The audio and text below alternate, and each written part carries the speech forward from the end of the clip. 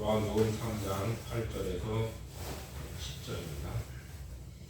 바람이 이무이로 불매 네가 그 소리를 들어도 어디서 오며 어디로 가는지 알지 못하나니 성령으로 난 사람은 다 이러하니라.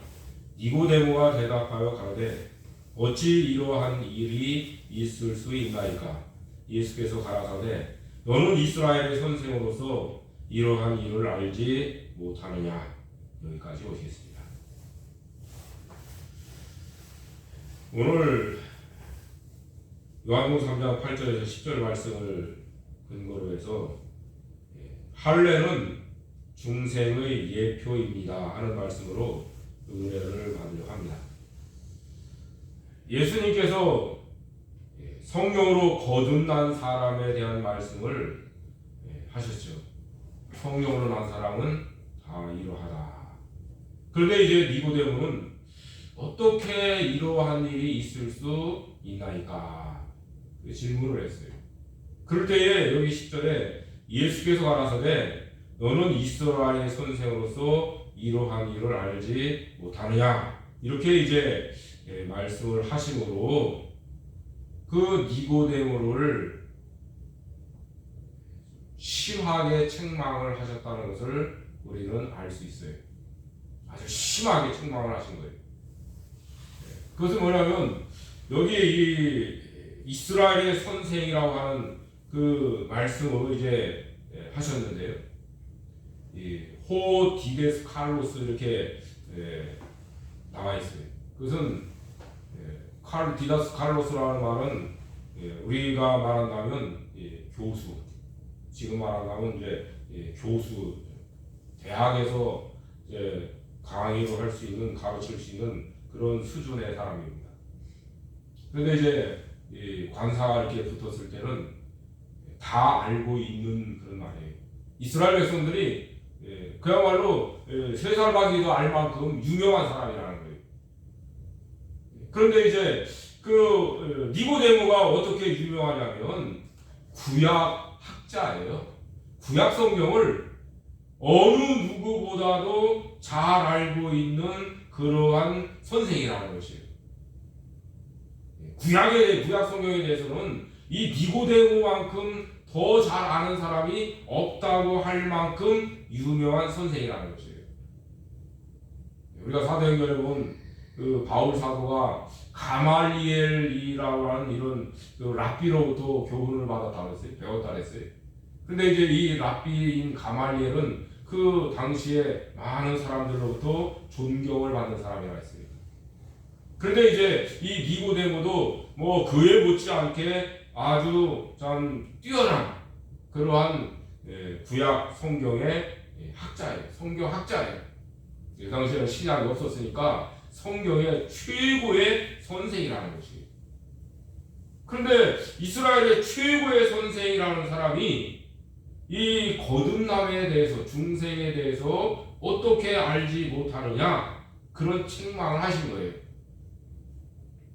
오늘날 우리가 살고 있는 이 시대를 이렇게 보면서 우리 시대는 어떤가? 자,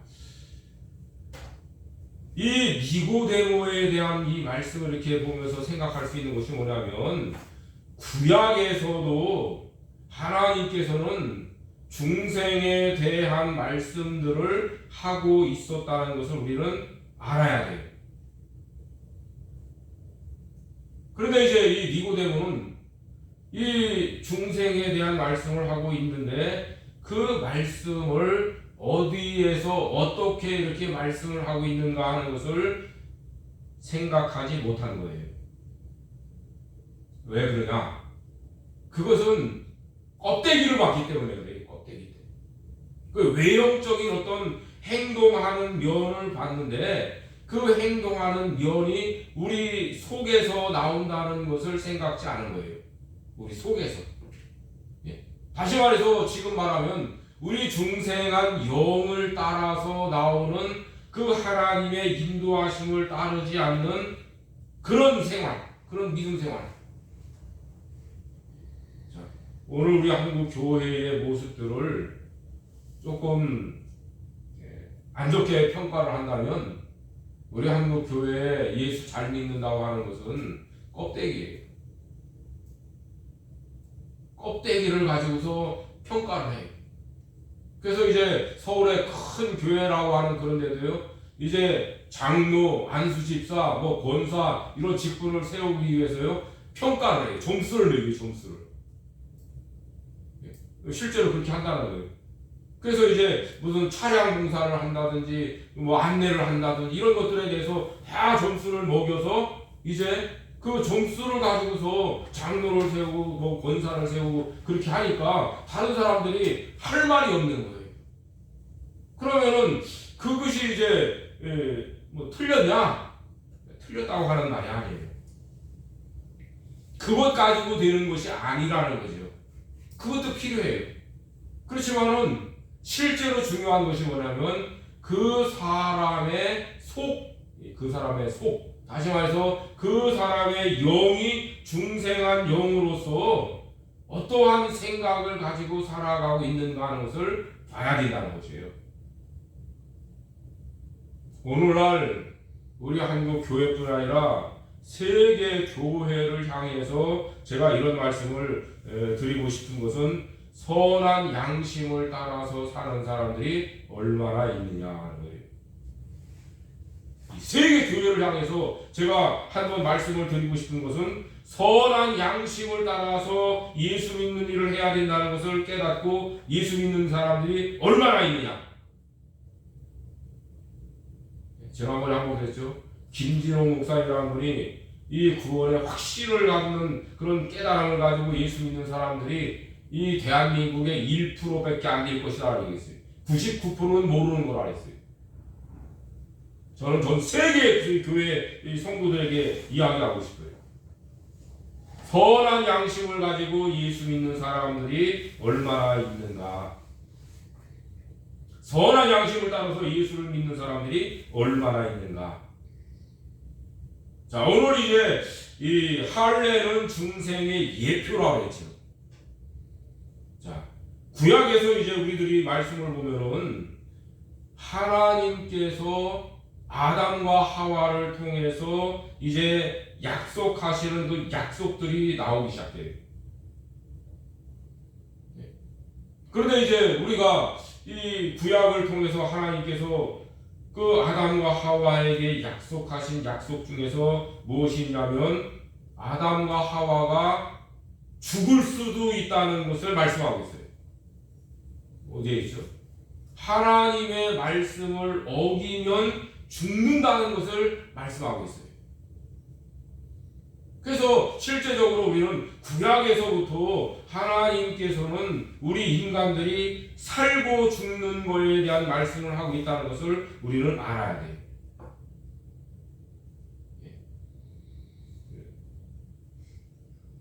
햄릿인가요? 거기에서 사느냐 죽느냐 그것이 문제로다 하는 그 유명한 구절이 있죠. 사느냐 죽느냐 그게 문제다. 우리 사람이 이 땅을 살아가면서 정말 사느냐 죽느냐 하는 이 문제를 가지고서 얼마나 심각하게 생각을 하고 살아가는가. 영원한 삶을 살 수 있는지 영원한 사망으로 살 수 있는지 그것이 문제예요. 그러니까 영원한 생명을 가지고 영원한 삶을 사는지 아니면 영원한 사망을 가지고 영원히 사는지 그게 문제예요. 그걸 이제 우리들은 이 성경을 통해서 봐야 되는 거예요. 그런데 이제 니고데모는 그 당시에 수많은 사람들은 그 문제를 바라보지 않고 껍데기만 가지고 이제 하나님의 자녀로 살고 있다고 생각을 한 것이에요. 착각 속에서 사는 거죠. 착각 속에서. 그게 얼마나 어리석은가를 우리는 봐야 돼요. 자, 그래서 이제 먼저 구약에서 나타난 하나님께서 우리에게 보여주시는 이 중생에 대한 말씀들을 봐야 됩니다. 첫째로는 하나님의 형상대로 지음받았어요. 우리 사람이 하나님의 형상대로 지음을 받았어요. 창세기 1장 26절에서 28절 말씀했죠. 우리가 우리의 모양대로 사람을 만들자. 그리고 말씀하시고 하나님의 형상대로 사람을 만드셨어요. 그리고 이제 우리 사람은 어떠한 사람인가를 2장에서 말씀했는데 우리 사람은 생명이라. 생명. 살아있는 영. 그런데 이제 이 영이라고 하는 말씀보다는 제가 이 영어 성경을 이렇게 보니까 뭐라 했냐면 living soul이라고 했어요. 왜 soul이라고 했을까? 영이라고 하는 영어는 스피릿. 그런데 이제 soul이라고 하는 말은 영이라고 하는 말보다는 사실은 혼. 어떤 우리 마음에 대한 것을 이야기할 때 이게 soul이라고 해요. 그러니까 살아있는 영이라고 하는 표현보다는 사실은 살아있는 어떤 그런 사람, 살아있는 사람. 그래서 이제 우리들이 성경에서 살아있다고 하는 표현이 어떻게 이제 표현되는가? 그 영이 살아있다 이렇게 표현할 때는 어떻게 이제 표현하는가? 이런 것을 이제 우리는 좀 봐야 돼요. 어쨌든 이 사람이 성경 말씀에 된 대로 생명이 됐다 그랬어요. 그런데 이 생명이라고 하는 이것은 어디까지인가? 그것은 죽을 수도 있는 영이라는 거예요.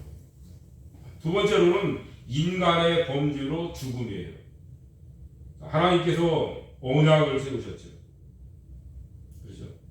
창세기 2장 15절에 17절 말씀에 보면 하나님께서 아담에게 이 선악을 알게 하는 나무의 실과는 따먹지 말라 그랬죠.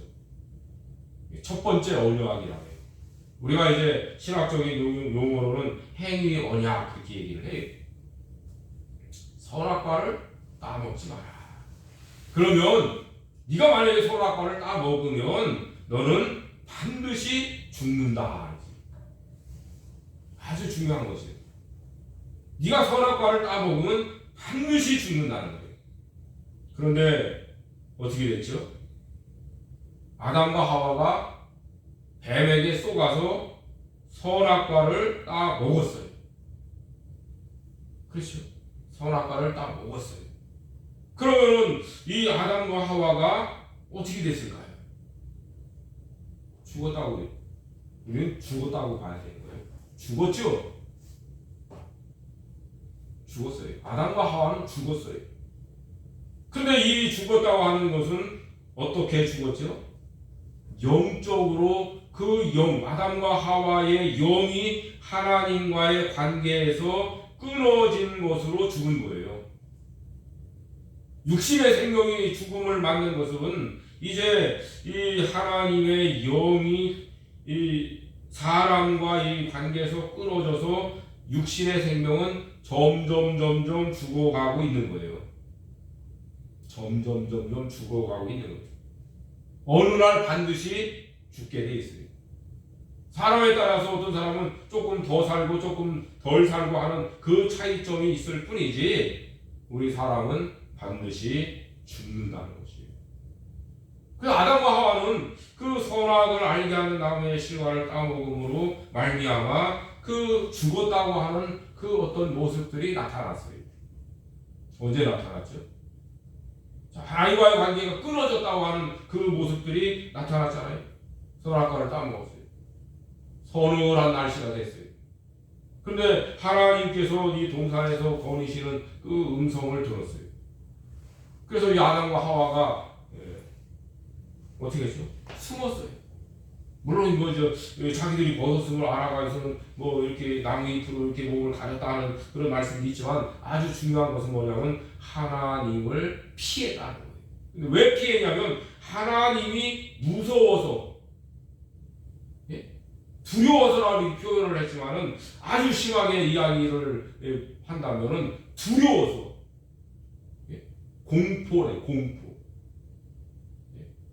하나님이 음성이 들리니까 이 아담과 하와가 공포를 느낀 거예요. 제가 왜 공포라고 이야기를 하냐면 두려워했다고 하는 말을 쓰면은 우습게 여겨요. 요즘 사람들은 좋은 말로 이렇게 하면요 잘 와닿지 않는가 봐요. 그래서 무시해도 되는 줄로 생각하는 거예요. 그래서는 아주 강하게 말을 해야, 그래야 그래 이렇게 관심을 기울이는 그런 시대를 우리가 살고 있는 것 같아요. 참 이거 큰일이죠. 네, 이게 큰일이에요. 자, 그래서 이제 이 아담과 하와가 하나님을 피했어요. 그런데 피할 때에 어떻게 했어요? 하나님이 공포스러운 거예요. 전에는 그렇지 않았죠. 물론 이제 그 후에도 아담과 하와가 서로 이렇게 어떤 갈라지는 모습을 보이죠. 저 여자가. 아담이 그 선악과를 따먹고 난 후에 이야기는 뭐죠? 저 여자. 그 여자. 그러면서 이제 관계가 이렇게 갈라지는. 하와도 저 뱀이라고, 저 뱀. 그래서 이 만물과의 관계가 갈라져요. 그러면서 하나님과의 관계가 갈라지게 되고, 사람과 사람과의 관계가 갈라지게 되고, 또 사람과 만물과의 관계가 갈라져요. 그런 모습이 이 성경에서 나타나요. 그래서 성경에서 죽었다고 하는 표현을 어떻게 우리에게 이해를 시키죠? 갈라졌다는 거예요. 하나님과의 그 생명의 관계가 끊어졌다는 거예요. 서로 하나가 되고 또 함께 할 수 있는 그런 관계가 되어야 되는데, 이제는 그 관계가 끊어졌다는 거예요. 너는 너고 나는 나다. 아주 심하게 이야기하면 네가 죽어야 내가 산다는 그런 모습들로 바뀌어진 거예요. 이 세상이 그렇잖아요. 네가 죽어야 내가 산다. 사실은 그렇게 사는 법이 아니에요. 우리가 함께 살아가자 해야 되는데, 네가 죽어야 내가 산다는 그런 생각들을 갖도록 이렇게 이 세상의 모습들이 바뀌어진 거예요. 그래서 이제 이 짐승들도요, 그 자기들이 먹이 사슬이 같으면요 서로 경쟁해서 죽여요. 그래서 사자나 어떤 하이에나 이런 짐승들 서로 이렇게 경쟁하잖아요. 그러면요 죽여요. 사자는 하이에나를 죽이고 하이에나는 사자를 죽여요. 뭐 표범이라든가 이런 것도 서로 마찬가지예요. 경쟁을 해요. 먹이 사슬에. 그렇기 때문에 이제 우리가 그런 것들을 보면은 알 수가 있어요. 그래서 인간의 범죄로 죽음이 찾아왔어요.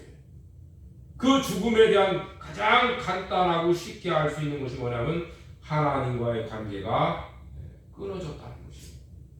생명의 관계가 끊어졌다는 거예요. 그래서 이제 하나님께서는 우리 사람을 구원하시는 그 언약을 아담에게 주셨죠. 그러나 이제 하나님께서 그 아담에게 주신 그 언약보다도 더 확실하게 이제 역사하시는 구원에 대한 역사하심을 나타내 주신 것이 누구냐면 아브라함이에요. 하나님께서 아브라함을 이렇게 불러내셨죠. 그리고 이제 약속을 주신 것이 뭐냐면 바로 할례의 언약이에요. 그래서 세 번째로는 아브라함과 맺은 할례 언약이에요.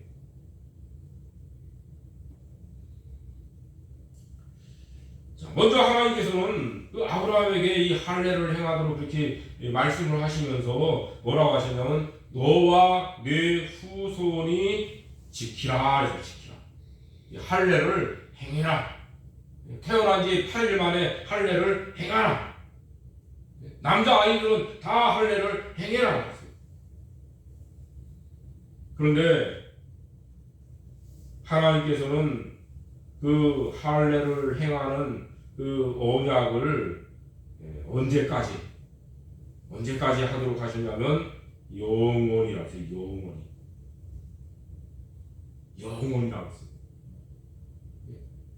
이 말씀은 굉장히 중요해요. 할례를 행하는데 할례를 이제 영원토록 행하라. 만약에 할례를 받지 않는 남자는 백성 중에서 끊어지겠다. 아브라함의 자손 중에서 끊어버리겠다는 거예요. 아브라함의 자손 중에서 끊어버리겠다는 이 말씀은 어떤 말씀이죠? 아브라함은 영적으로 우리가 이야기한다면 가나안 땅을 약속받은 믿음의 조상이에요. 가나안 땅은 우리들이 잘 알고 있다시피 이 예표죠, 예표. 그림자예요. 천국을 예표하는 그림자예요.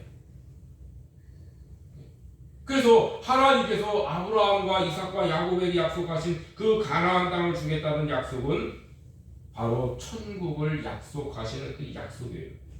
그래서 아브라함의 자손들은 다 할례를 받아야 돼요.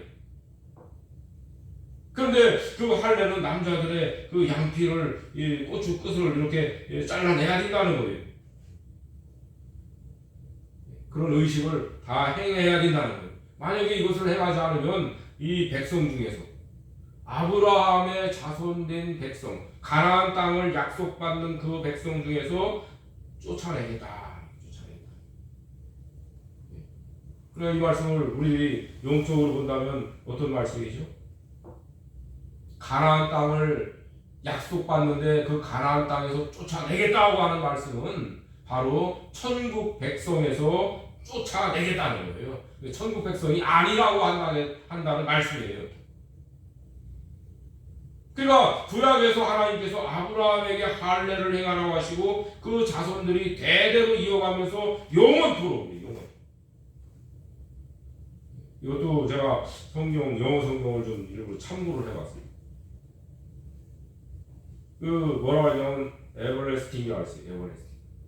그러니까 에버레스팅이라고 하는 말은 어떤 말이죠? 지금부터 시작해서 앞으로 영원이라는 말이에요. 지금부터 시작해서. 그래서 앞으로 영원히 할례를 받아야만 천국 간다. 만약에 할례를 받지 않으면 아브라함의 자손에서 떼어내겠다는 거예요. 그런데 이제 아주 중요한 것이 뭡니까? 이것은 어떤 외형적인 할례를 이야기하는 것이 아니라는 거예요. 영적인 할례를 이야기하는 것을 우리는 분명히 알아들어야 돼요. 영적인 할례를 받아야 된다는 거예요. 그래서 이제 이 할례를 이렇게 받도록 하시면서 그 할례를 받지 아니하면은 하나님의 백성 천국에서 다 제해버리겠다는 말씀하셨어요. 자, 우리는 어떤 사람입니까?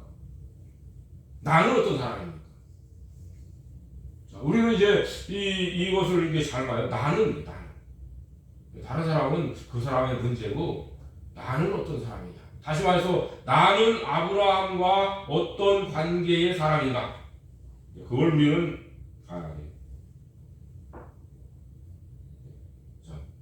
우리가 혈통적으로 볼 것인지 아니면은 믿음으로 영적으로 볼 것인지를 먼저 선택해야 돼요.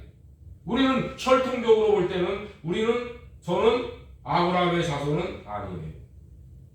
그러나 우리가 믿음 안에서 영적으로 볼 때는 나는 누구냐? 이제 여러분들 누가 물어본다고 합시다. 야, 당신은 영적으로 아브라함과 어떤 관계입니까? 물어보면 여러분들은 뭐라고 대답할 수 있을 것 같아요?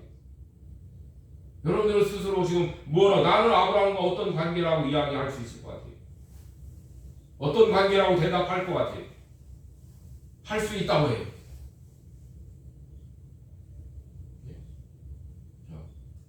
혈통적으로는 우리는 아브라함의 자손이 아니에요. 물론 세상에 아브라함의 자손 혈통적으로 많이 있어요. 그럼 우리는 아니에요. 그러면은 영적으로 물어본다면은 아브라함과 어떤 관계냐 물어본다면 여러분들은 어떤 관계예요? 저는 아브라함의 아들이에요. 나는 아브라함의 아들이다. 그렇게 대답해요. 왜냐하면 이 갈라디아 3장 7절 말씀에 그렇게 말씀하고 있어요. 네가 예수님을 믿는 것이 틀림없냐? 그렇다면 너는 아브라함의 아들인 줄 알지어다. 이렇게 말씀하고 있어요. 구절에 들어가면 네가 아브라함의 아들로서 아브라함과 함께 복을 받는다고 말씀하고 있어요. 아주 중요하죠. 그래서 우리가 영적으로 아브라함의 아들이라면 그러면은 영적인 할례를 받아야 된다는 것을 우리는 알아야 돼요. 할례를 받아야 돼요. 할례를 받아야 돼요. 할례를 받아야 돼요. 그래 아브라함의 자손이 되는 거예요. 그런데 이제 이것은 육신적인 어떤 혈통적인 할례로 어떤 그런 관계가 아니라 영적인 할례를 받아야만 되는 것이에요. 그래서 이제 바울 사도는 골로새서 2장 11절에 이렇게 말씀하고 있어요.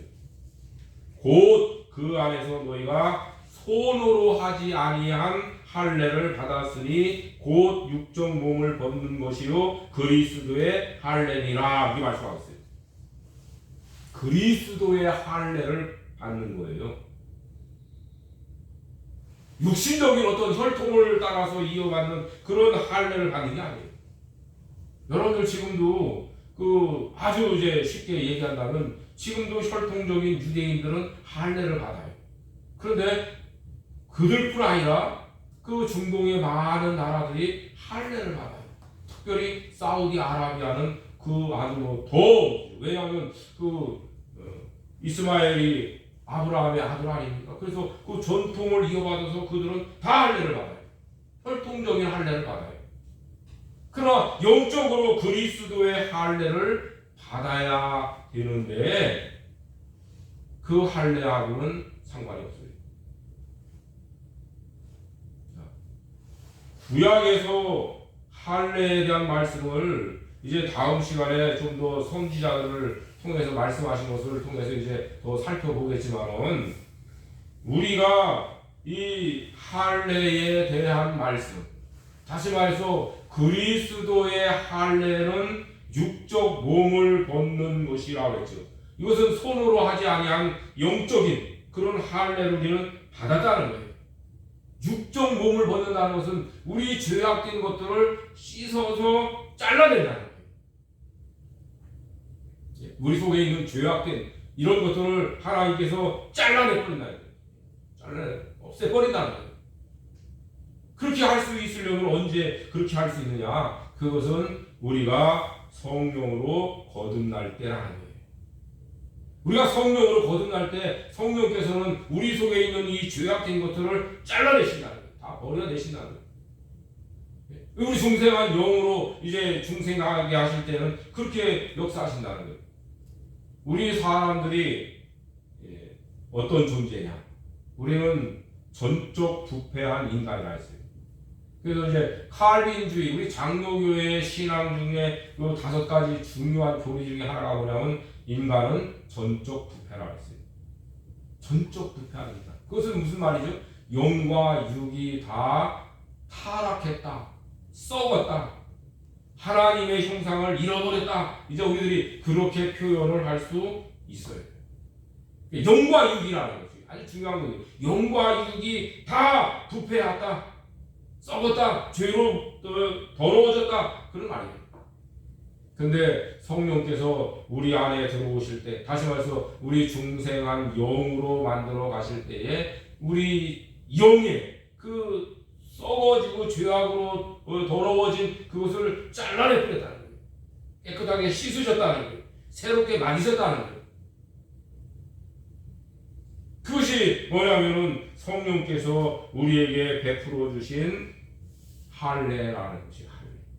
구약의 아브라함과 약속하신 그 약속을 따라서 이제 할례를 행하게 하신 그 말씀입니다. 그래서 그리스도의 할례라고 하는 이 말은 이 말씀은 무엇을 말씀하고 있냐면 바로 우리가 성령으로 거듭나게 하시는 중생케 하시는 그 말씀이다라는 것을 이야기하고 있습니다. 이건 제 개인적인 해석이 아니에요. 저도 이 책을 보고서 분명히 알았어요. 아, 그렇구나. 그런 뜻이구나. 그래서 얼마든지 대답해 줄 수 있는 근거가 있어요. 그래서 이 그리스도의 할례는 우리가 성령으로 거듭나는 중생케 하시는 그 일을 말씀하시는 것이라는 거예요. 그래서 아브라함의 자손된 우리 영적인 아브라함의 자손된 우리들은 할례를 다 받았어요. 어떻게 해요? 그리스도의 할례. 조금 더 말씀한다면 성령으로 우리를 중생케 하실 때에 그 할례를 우리는 받았다는 거예요. 그래서 여러분들 이 구약의 할례는 어떤 외형적인 어떤 할례에 있어서 그걸로 구원받는 것이 아니라는 거예요. 좀 전에 말씀드렸지만 구약에서 이제 모세나 예레미야나 에스겔이나 이런 선지자들이 할례에 대한 말씀을 하고 있어요. 참 시기가 묘한 것도 있어요. 그래서 이제 이 할례에 대한 이 말씀들을 우리들은 분명하게 알아야 돼요. 그리고 내가 그리스도의 할례를 받은 사람이라는 것을 알아야 돼요. 그래서 그리스도의 할례를 받았다. 그래서 나는 아브라함의 자손이고 이 영적인 아브라함의 자손으로서 가나안을 약속받은, 다시 말해서 천국에 반드시 들어갈 수 있는 그런 사람이다 하는 것을 자기는 가지고 있어야 돼요. 나는 틀림없이 천국 간다. 나는. 제가 이런 이야기를, 이런 생각을 좀 한 게 있어요. 얼마 전에 이제 며칠 전 얘기가 아니고 몇십 년 전 얘기죠. 다미파? 그런 사람들이 있는 줄 알고, 그 사람들이 1990 몇 년에 예수님이 재림하신다. 그래가지고는 그 사람들이 모여가서는 하늘 쳐다보고 있는 거예요. 예수님이 언제 오시는가?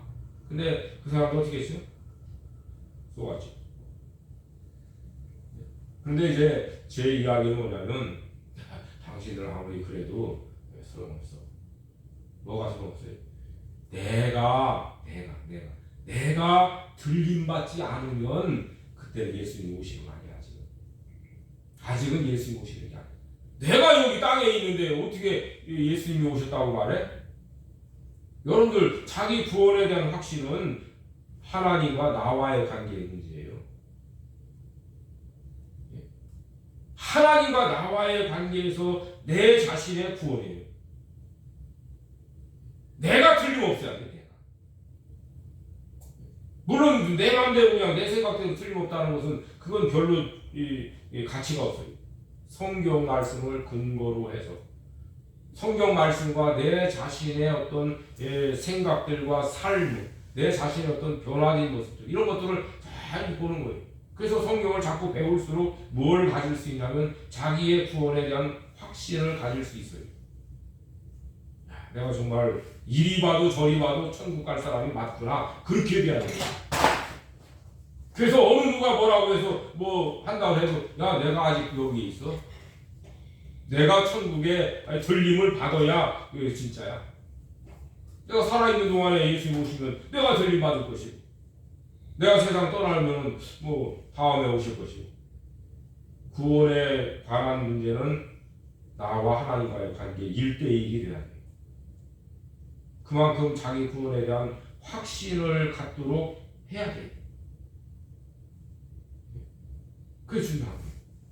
오늘 말씀에도 지금 할례에 대한 말씀, 그리스도의 할례에 대한 말씀을 하면서 당신이 중생한 사람인가, 천국 갈 수 있는 사람인가, 아브라함의 아들이 맞는가, 가나안 땅을 약속받은 사람이 맞는가, 그걸 성경으로 증명을 하는 거예요. 이 말씀을 여러분들 배우면서 깨달으면서 내가 첫째로 천국 갈 사람이 맞구나, 그런 확신을 가져야 돼요.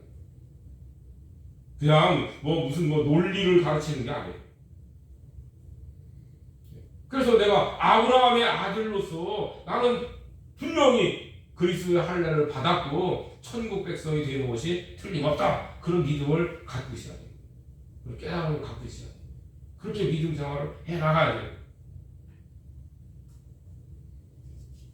그렇게 해야 되는 거예요. 바울 사도는 갈라디아서 6장 15절 말씀을 했어요. 할례나 무할례가 아무것도 아니로되. 자, 이건 육신의 할례를 이야기하는 거예요. 이 갈라디아서는 육신의 할례를 받아야 천국 간다, 육신의 할례를 받지 않으면 지옥 간다, 구원 못 받는다, 거기에 대한 논쟁이 있었어요. 갈라디아 교회에. 그래서 이제 이 바울 사도가 거기에 대한 이야기를 하는 거예요. 할례나 무할례라고 하는 것은 육신의 할례를 받았든지 안 받았든지 그건 별로 중요한 게 아니다. 그럼 뭐가 중요하냐? 오직 새로 지으심을 받은 자 뿐이니라. 그렇게 말씀하고 있어요. 새로 지으심을 받은 자. 새로운 피조물. 성령께서 너를 새로운 사람으로 만드셨느냐, 만들지 않았느냐. 그게 중요한 것이라는 거예요. 그래서 이 고린도서 5장 17절에 아주 유명한 말씀 아니에요? 그런즉 누구든지 그리스도 안에 있으면 새로운 피조물이라. 이전 것은 지나갔으니 보라 새 것이 되었도다. 당신이 새로운 사람으로 새로운 피조물로 새 것이 되었는지 그거 보라는 거예요. 뭐 할례를 받고 안 받고 그거 중요하지 않아 이제는. 육신의 할례라는 것은 그거 가지고서 뭐 지옥 가고 천국 가는 그런 거 아니야. 중요한 건 뭐예요? 새로운 피조물이 되는 것. 그리스도의 할례를 받아서 이 육정 몸, 죄악된 것을 벗어버리는 일을 하도록 하나님이 해주셨다는 거예요. 그래서 이 에베소서 2장 10절에 그렇게 말씀하죠. 우리는 그의 만드신 바라 그랬죠. 우리는 그의 만드신 바라 그랬죠. 자, 이 말씀을 보면 우리들이 뭘 알 수 있냐면 이 고린도서 5장 17절 말씀이에요.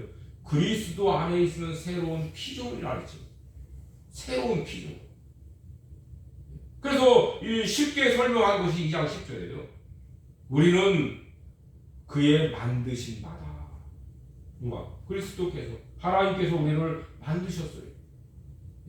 그런데 이제 이 만드셨다는 것은 태어나게 하셨다는 것이 육신에 태어난 그게 아니라 그리스도 예수 안에서 선한 일을 하게 하시려고, 선한 일을 위해서 선한 일을 하게 하시려고 지으심을 받은 자라 그랬어요. 선한 일을 하게 하시려고. 그래서 이것은 이 일은 하나님이 전에 예비하사 우리로 그 가운데서 행하게 하려 하심이라 그랬어요. 하나님이 전에 예비하셨다 그랬죠. 하나님의 계획 속에 있는 거예요.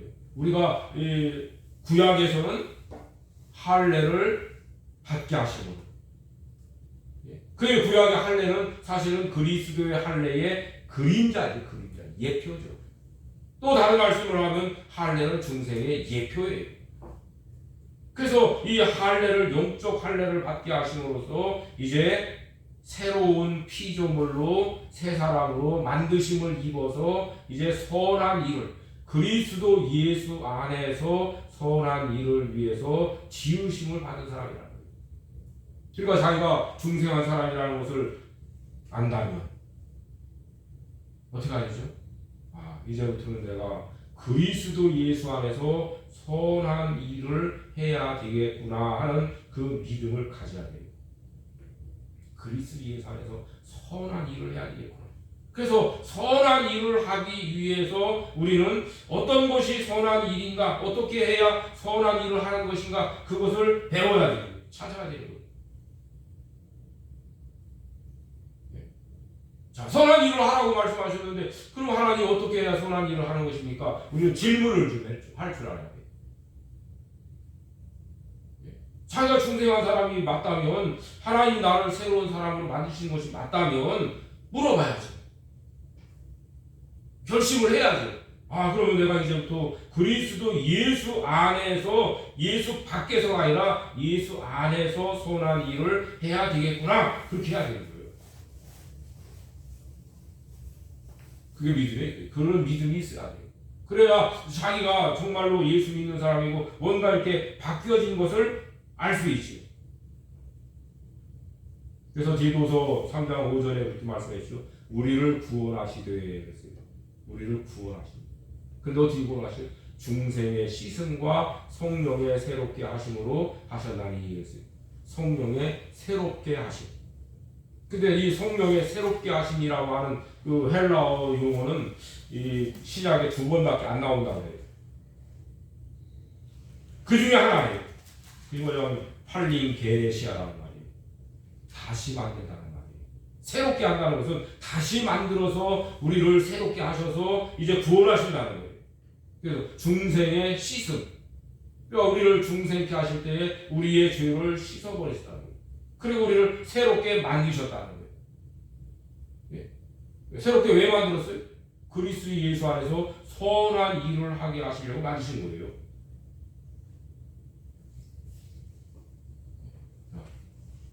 선한 일을 한다고 하는 그런 믿음을 갖고 그런 마음을 가지고 하는 사람이 어떤 사람이냐? 선한 양심을 따라서 살게 하는 것과 같은 거예요. 히브리서 13장 18절 말씀에 말씀하고 있어요. 우리를 위해서 기도해라. 우리가 모든 일을 선하게 행하려 함으로 선한 양심이 있는 줄 안다 했어요. 모든 일을 선하게 하려 함으로 선한 양심이 있는 줄 안다. 그러니까 여러분들 우리가 이 그리스도 안에서 선한 일을 하게 하시려고 새로운 사람으로 만드셨다 했잖아요. 그러니까 우리는 선한 일을 하려고 하는 그런 믿음을 가지고 있어야 돼요. 그런데 그 선한 일을 하려고 하는 그 생각을 뭐라 하냐면 선한 양심으로 하려고 한다는 거예요. 그래서 이제 이 바울 사도는 이 디모데나 디도 목회 서신이거든요. 그 디도나 디모데는 목회자예요. 그런데 그 아들같이 여기는 디모데와 디도에게 편지하는 가운데 아주 많이 이야기하는 것이 뭐냐면 선한 양심과 선한 일에 대한 것을 많이 가르치고 있어요. 디모데 전서, 디도서를 읽어보면요, 선한 일, 선한 양심, 양심을 써라 이런 이야기를 많이 하고 있어요. 왜 그랬을까? 저는 개인적으로 생각할 때에 목사는 성도들이 선한 양심을 따라서 살아가도록 해야 된다는 것을 많이 가르쳐야 된다고 생각해요. 옛날 김현봉 목사님이라는 분이 그런 교훈을 우리에게 이렇게 듣게 해주신 게 너무 감사해요. 양심을 똑바로 써라. 양심 똑바로 써라. 왜 그런 이야기를 하셨을까? 저는 오늘날까지 이렇게 살아오면서 수십 년 넘었지. 40년도 넘은 것 같아요. 그런데 그 살아오면서 왜 양심을 똑바로 써야 되는가? 그걸 성경적으로 이제 좀 찾아보고 그런 일을 좀 해봤는데, 오늘날에는 좀 이야기를 할 수 있을 것 같아요. 오늘날에 수십 년이 지난 오늘날에는 조금 할 수 있을 것 같다 그런 생각이죠. 왜 김 목사님이 그런 이야기를 하셨는가? 참 아쉽다고 생각하는 것은 뭐냐면 김 목사님이 성경을 근거로 해서 이렇게 뭔가 이렇게 체계적인 교훈을 좀 해 주셨으면 그런 걸 좀 이렇게 저 받았으면 일찍 받았으면 얼마나 좋았을까. 제가 20대 초반에 20대 되기 전에 만약에 이런 교훈을 받았으면 얼마나 좋았을까. 그런 생각을 많이 해봐요. 나이가 이제 먹어서 머리가 허연해져 와서는 이제서 조금 알게 되는 것이 참 아쉽다. 물론 뭐 양심을 가지고 살아보려고 했지만은 이제 부족한 게 많이 있지. 그래서 선한 양심을 따라서 살게 하신 거예요. 그래서 이제 오늘 우리들이 하나님 앞에서 선악과를 따먹었잖아요. 첫 번째 언약을 어겼잖아요. 그런데 하나님께서는 우리가 이 첫 번째 언약을 어긴 그 죄, 첫 번째 언약을 어긴 그 죄라고 하는 그 죄가 뭔가, 선악을 알게 하는 나무의 실과를 먹었다는 게 뭔가, 어떤 죄가 우리에게 들어왔는가. 이제 그것을 우리는 이 성경을 통해서 봐야 돼요. 히브리서 9장 15절에 보면 그렇게 말씀하고 있어요. 첫 언약 때에 범한 죄를 속하려고 주구사 그랬어요. 근데 이 9장 15절 앞에 14절은 예수 그리스도의 피로 우리의 이 더러운 양심을 깨끗하게 씻어 주셨다는 말씀하고 있어요. 그러면서 우리 더러운 양심을 깨끗하게 씻어 주셨는데 그 죄, 그 더러운 양심은 첫 언약 때에 범한 죄를 말씀하고 있어요. 그러니까 첫 언약 때 선악을 알게 하는 나무의 실과를 먹으니까 그 아담과 하와의 양심이 더러워진 거예요. 양심이 더러워진 거예요. 그래서 그걸 씻어주시는 거예요. 그래서 이제 영원한 기업을 약속을 얻게 하신다 했어요. 천국 가게 하신 거죠. 물론 상도 받겠지만. 자, 예수님이 십자가에 죽으셔서 우리 죄를 깨끗하게 씻어주시는데 뭘 씻어줬다 그랬어요? 양심을 깨끗하게 하신 거예요. 더러운 양심. 그게 더러운 양심, 악한 양심이라는 게 뭡니까? 자, 양심이라는 게 뭐죠? 양심은 우리 사람이 어떤 일을 할 때에 판단의 근거를 이야기할 때 양심이라고 해요. 판단의 근거. 우리 속에서 양심이라는 것은 어떤 일을 할 때에 생각을 하는 거예요. 이게 옳은가, 이게 옳지 않은가. 자, 악한 양심은 어떤 양심일까요? 양심이 더러워진 것은 어떤 양심일까요? 말씀드렸죠. 선악과를 따먹고 난 뒤에 아담이 자기 아내를 뭐라 그랬어요? 그 여자, 저 여자. 또 하와는 뭐라 그랬어요? 왜 그랬냐 하나님 그러시니까 저 뱀이 그랬지. 그러면 아담과 하와의 공통점이 뭡니까? 자기 중심으로 생각하는 거예요. 자기 중심. 자기 중심. 자기 중심 생각하는 건 뭡니까? 나는 괜찮은데요. 상대방 하나님이 주셔서 저 여자가 나한테 줘서 먹었습니다. 하나님 핑계대고 여자 핑계대고 또 이 하와도 뱀 핑계대고 다 핑계대고 나는 괜찮아요. 나는 아무 잘못 없어요. 그러니까 이 악한 양심, 더러운 양심은 뭐냐면 바로 자기 중심이 되는 거예요. 자기 중심. 이 말은 자기가 선악을 판단할 수 있는 근거라는 거예요. 그것은 자기가 입법자예요. 자기가 입법자. 법을 내가 만들어서 내 마음대로 하는 것이야. 나에게 좋으면 그 선한 것이고 나에게 해를 끼치면 그건 악한 거야. 우리 인간이 감히 그런 법을 만들 수 있어요? 우리 인간이 자기 중심으로 모든 것을 판단할 수 있어요? 없지요. 그런데 그렇게 하고 있어요. 우리 모든 사람들은 다 그렇게 생각을 하고 살아요. 그런데 그것을 깨닫고 그것을 버려나가는 일을 해야 되는 거예요. 선한 양심을 갖고 살게 하신 것은 바로 그거예요. 야, 이제부터는 너 중심으로 네가 하나님 노릇하지 말고 이제부터는 네가 어떻게 하라고요? 하나님께서 하라고 하시는 그 법을 따라서 해라. 하나님께서. 그래서 하나님께서는 이스라엘 백성들에게 십계명을 먼저 주신 거예요. 하나님께서 야, 네가 정말로 하나님을 섬기고 네 양심이 깨끗하게 됐다면 네 맘대로 살아가는 그 법을 가지고 살지 말고 이제는 내 법을 가지고 살아봐. 하나님이 율법 주신 것은 어떤 법이죠? 선한 법이에요? 악한 법이에요? 선을 행할 수 있는 법이에요? 악을 행할 수 있는 법이에요?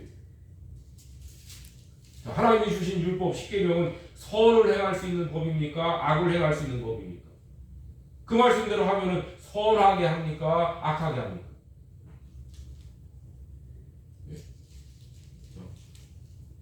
율법은 선한 것이라 했어요. 왜 선하냐? 우리에게 선하게 할 수 있도록 주신 법이기 때문에 선한 거예요. 그러니까 하나님께서는 우리 이 이스라엘 백성들 성령으로 거듭난 사람들이 선한 양심을 따라서 살아야 되는데 우리 사람들이 어떻게 해야 선한 양심을 따라서 사는 것인지 모르는 거예요. 그렇기 때문에 하나님께서 하나님의 선하신 법을 우리에게 주셔서 야, 이렇게 하는 것이 선한 법인 거야. 선한 양심을 따라서 살 수 있는 길이야. 그 길을 실제로 걸어가신 분이 우리에게 알려주신 분이 예수님이시죠. 내가 곧 길이요 진리요 생명이라. 나로 말미암지 않고 아버지께 올 자가 없다. 그 말씀을 이렇게 하시면서 오늘 우리에게 어떻게 살라고요? 선한 양심을 따라서 살라. 그래서 선한 양심을 따라서 산다는 것이 뭔가 어떻게 해야 되는가? 우리는 거기에 대해서 질문을 해야 되는 거예요. 하나님, 내가 어떻게 해야 선한 양심을 따라서 살 수 있겠습니까? 질문을 해야 되는 거예요. 그런데 하나님께서는 그 질문에 대한 답을 주신 것이 계명이에요. 율법이에요. 십계명이에요. 그래서 하나님의 계명은 선하다고 했어요. 그래서 우리들이 이 십계명 말씀을 근거로 해서 그 말씀대로 자꾸 살아보려고 하는 거예요. 왜요? 우리 양심에 선한 양심, 깨끗한 양심에 맞기 때문에. 자, 구약에서도 우리들이 이제 보면은 요셉이 있지. 그렇죠?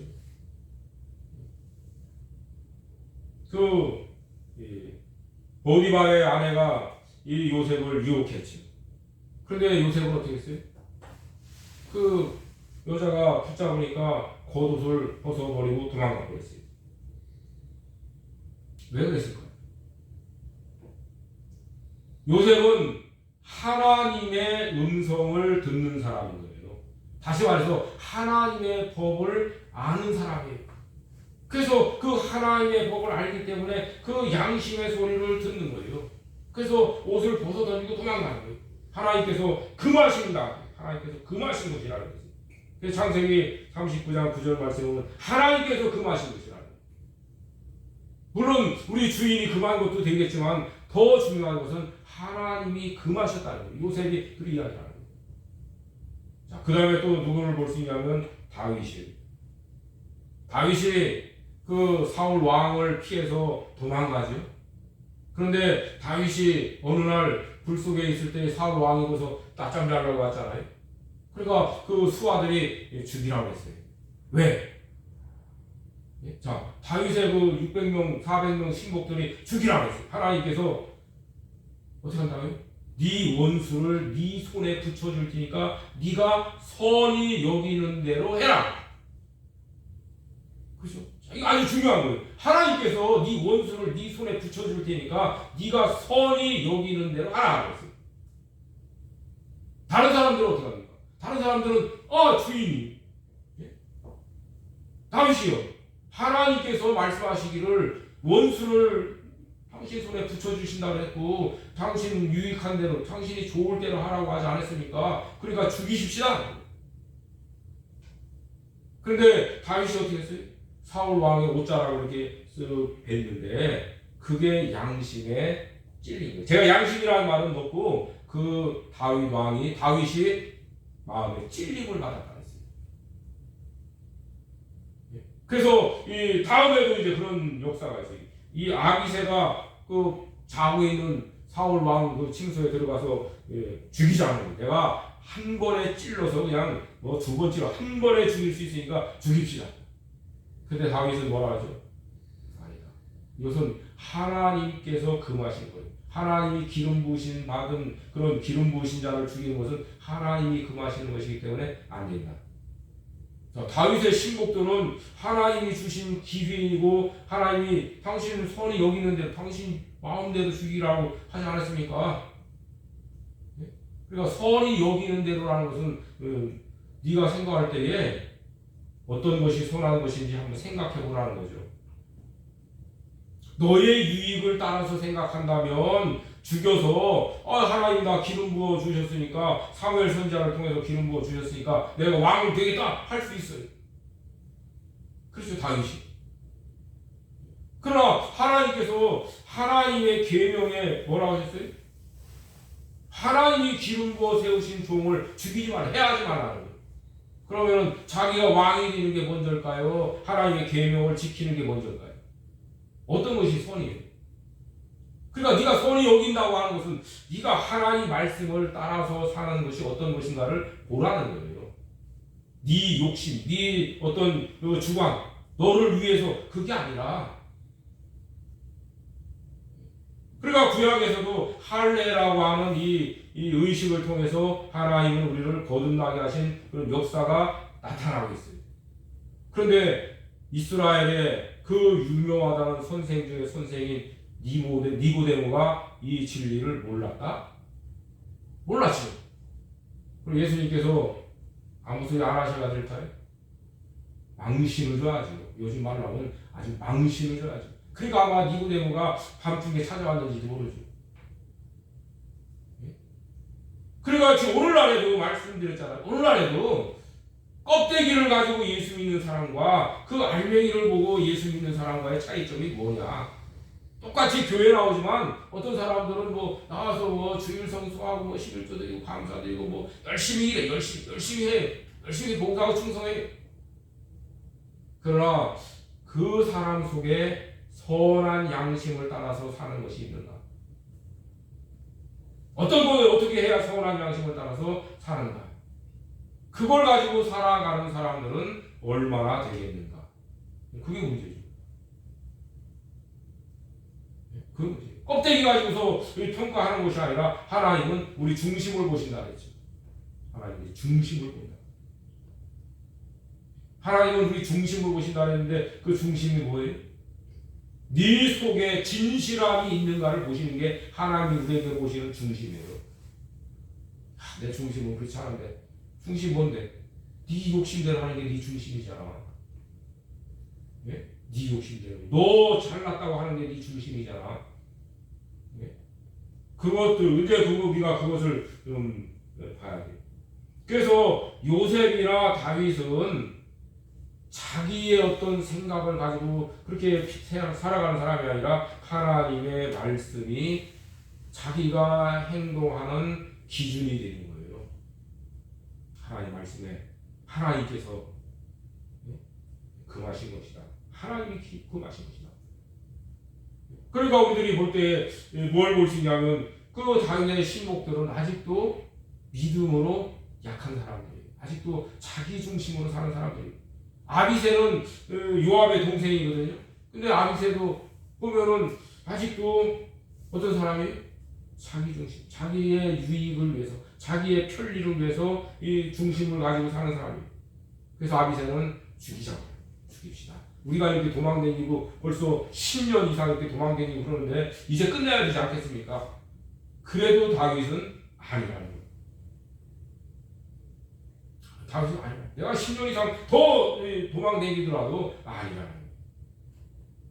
여러분들 10년 이상 이 도망자의 생활이라는 게 얼마나 고달프겠어요. 얼마나 비참하겠어요. 근데 그런 말씀들이 역사가 성경에 나와요. 얼마나 다윗이 비참하게 살아갔는지를 보면 나와요. 그렇지만 다윗은 아니라는 거예요. 그게 뭐냐면은 다윗에게 있어서 오늘날 우리들이 이 말씀으로 본다면 선한 양심을 가지고 살아가는 사람이라는 거예요. 선한 양심을 가지고. 그러니까 오늘날 우리들도 내가 어떻게 예수 믿는가 그걸 자기가 이렇게 봐야 돼. 나는 선한 양심을 가지고 살아가야 되겠다. 선한 양심을 따라서 하나님의 법이 먼저다. 내 판단의 기준은 하나님의 말씀이다.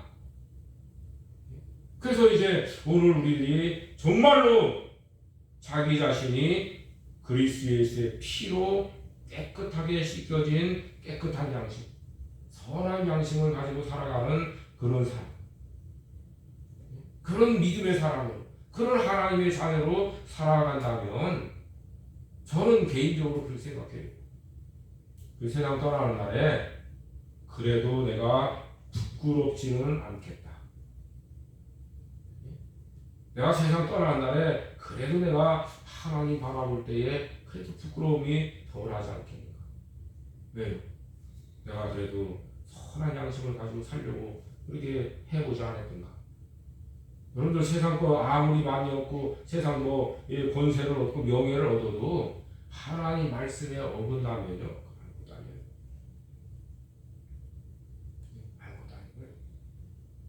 성경에 보면 어떤 대제사장들은요 하나님 말씀을 붙들고 목숨을 걸어요.